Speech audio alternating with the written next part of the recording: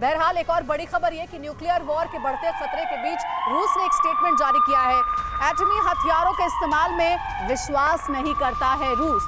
रूसी विदेश मंत्रालय ने यह बयान जारी किया है।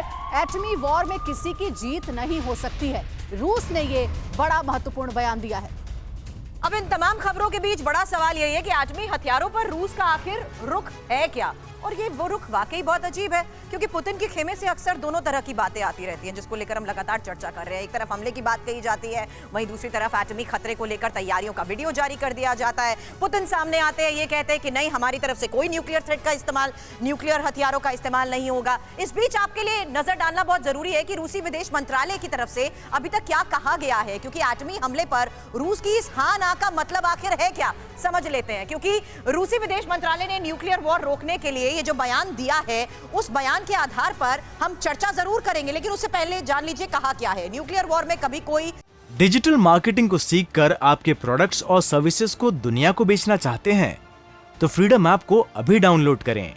डिजिटल मार्केटिंग का एक्सपर्ट बने। भी नहीं जीत सकता है, अग्री कर रहे हैं, कोई नहीं इसमें जीत सकता। अब एटमी वॉर से हर किसी को हमेशा बचना भी जरूर चाहिए। एटमी हथियारों की जहां तक बात है तो रूस की नीति इस पर बिल्कुल साफ है। हमारी एटमी क्षमता दूसरों पर हमले की है ही नहीं। हमारी न्यूक्लियर ड्रिल्स सिर्फ अपनी क्षमताओं की जांच के लिए है। अब कई बार हमारे एटमी प्रोग्राम को लेकर गलत प्रचार तक कर दिया जाता है। महेश सर, गलत प्रचार कर दिया जाता है तो पुतिन सामने आते हैं ये कहते हुए कि हम न्यूक्लियर हथियारों का इस्तेमाल नहीं करेंगे। अगर आप अपनी क्षमताओं की जांच कर रहे हैं तो टाइमिंग बहुत बड़ा इंपॉर्टेंट फैक्टर हो जाता है। जी, आप शायद अवगत हैं कि ट्रॉट्स्की, जो कि बोल्शेविक रेवोल्यूशन के संस्थापकों में से एक थे, उन्होंने एक नई टर्म कॉइन की थी, एजिटप्रॉप, एजिटेशन एंड प्रोपेगेंडा। यही किया जा रहा है, दोनों तरफ से बोला जा रहा है, हाँ में भी और ना में भी, और इस तरह से जनमानस को विश्व में तैयार किया जा रहा है कि अगर ऐसा होता है तो रूस ने दोनों तरफ मतलब रूस एक तरह से प्रिपेयर कर रहा है। उन्होंने ये कहा था कि मेरे थ्रेट को ब्लफ ना लिया जाए। जो एयर स्ट्राइक हाल ही में उन्होंने की थी एक के बाद एक, उससे पहले आ गए थे कहते हुए दुनिया के सामने कि मेरे किसी भी वार्निंग को ब्लफ ना समझे, और ये तो यूएस ने भी अग्री किया था। तो ये न्यूक्लियर थ्रेट की वार्निंग क्या है? इसके बाद भी तो बयान आए हैं जिसमें पुतिन ने कहा है कि मैं सोचता हूँ, पर मैं सोचता इसलिए हूँ कि आप लोग भी सोचें। वो दुनिया को संदेश देने की कोशिश कर रहे हैं, लेकिन पुतिन को इतने हल्के में कोई नहीं लेता। इसीलिए पूरी दुनिया में चर्चा हो रही है कि न्यूक्लियर वॉर हुआ तो क्या होगा। इस बीच युद्धभूमि से एक और खबर, यूक्रेन से जंग के बीच रूस की बड़ी तैयारी देखने को मिली है। बेलारूस के साथ मेगा सैन्य ड्रिल करने जा रहा है रूस। बेलारूस के रक्षा मंत्रालय ने इस ड्रिल की बाकायदा पुष्टि भी की है। युद्ध में लगातार रूस के साथ पहले दिन से बेलारूस कदम से कदम मिलाकर खड़ा हुआ है।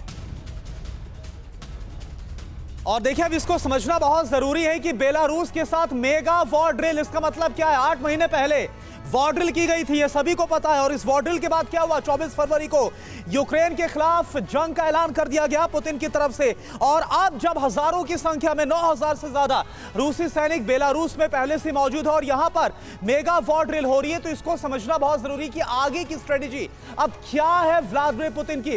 रूस और बेलारूस सेनाओं की जुगलबंदी यूक्रेन और पश्चिम के लिए कितनी बड़ी चुनौती और कितनी बड़ी वार्निंग।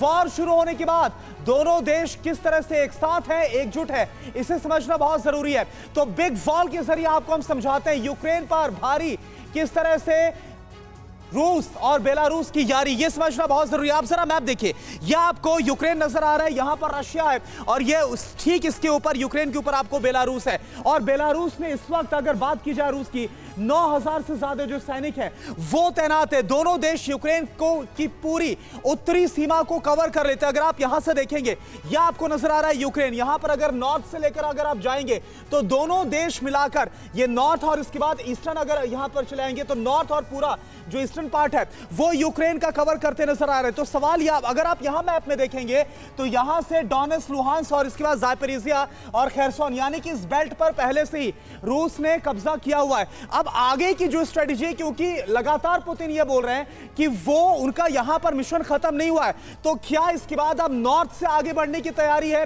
ये एक बहुत बड़ा सवाल है। पश्चिम और यूक्रेन के बीच बेलारूस की रणनीतिक जो मौजूदगी है, यह अपने आप में सवाल खड़े करती है।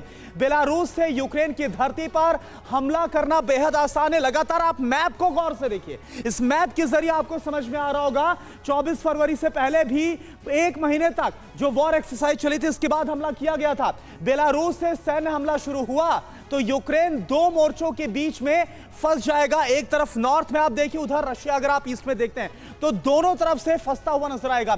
युद्ध शुरू होने के साथ ही बेलारूस पूरी तरह से रूस के साथ खड़ा हुआ, और इसी को लेकर बिजलवान सर, सवाल मेरा आपसे है कि अब ये जो आगे की तैयारी क्या नजर आ रही, क्योंकि इससे पहले ऐसी एक मेगा वॉर ड्रिल की गई थी 24 फरवरी के पहले, और अब एक बार फिर से किस फेज में जाता हुआ अब युद्ध आपको नजर आ रहा है?